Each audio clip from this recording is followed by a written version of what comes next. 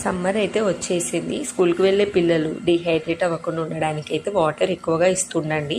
Plain water కన్నా glucose powder కలిపిన water, అలాగే ఫ్రూట్స్ బాగా ఇవ్వండి. వాటర్ కంటెంట్ ఎక్కువగా ఉంటాయి చూడండి. ఫ్రూట్స్, వెజిటేబుల్స్, పెరుగు అలా బాగా ఇస్తూ ఉండండి. ఎగ్జామ్స్ ఉంటాయి కాబట్టి పిల్లలు కూడా సిక్ అవ్వకుండా ఉంటారు.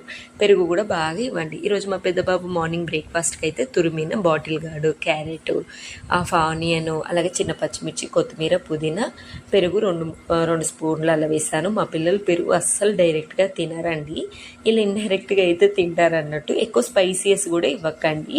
ఇక్కడ నేను కొంచెమే సాల్ట్, ధనియా powder, oregano, red chilli flakes వేసి 1/2 కప్పు వరకు గోధుమ పిండి, మనకి మెత్తగా ఉండాలంటే గోధుమ పిండి వేయండి, క్రిస్పీగా ఉండాలంటే రైస్ ఫ్లోర్ వేసి ఇలా చిన్న చిన్న వెజిటేబుల్ ప్యాన్ కేక్ లాగా చేయండి. చాలా టేస్టీగా ఉంటుంది. ఇలా టొమాటో పచ్చడితోటి నంచుకొని తింటే బాగుంటుంది. ఇంకా ఈరోజు అయితే మార్నింగ్ బ్రేక్ఫాస్ట్కి ఇది పెట్టేశాను. లంచ్కి అయితే పులిహోర అయితే పెట్టేసి